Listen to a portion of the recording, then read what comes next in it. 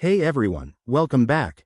Today, we're diving into a super straightforward guide on how to transfer Matic from Crypto.com to Metamask in 2025.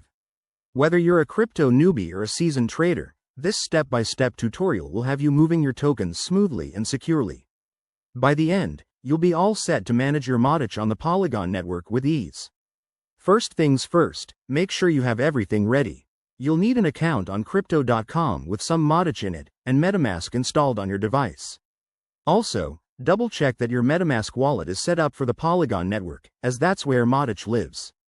Okay, let's jump in. Step 1. Log into your Crypto.com app or website. Head over to your wallet section and select the Matic you want to transfer. Look for the Withdraw or Send option. That's your gateway. Next, you'll need to enter the recipient address. This is where Metamask comes in.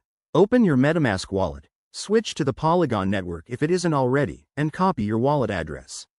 Paste that address into the Crypto.com withdrawal form. Don't forget to double-check it to avoid any mishaps. Now, specify the amount of Matic you want to send. Remember, you'll have to cover network fees, so add a little extra if needed.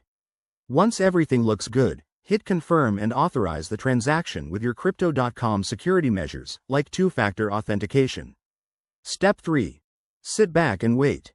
The transfer should process quickly, usually within a few minutes, depending on network congestion. In Metamask, keep an eye on your wallet. You should see the Matic arrive shortly. If it doesn't show up, make sure your Metamask is on the correct network. Pro tip: always use a secure connection and never share your private keys. In 2025, with evolving crypto regulations, double-check for any updates on Crypto.com or Metamask's official sites. And there you have it. You've successfully transferred your Matic.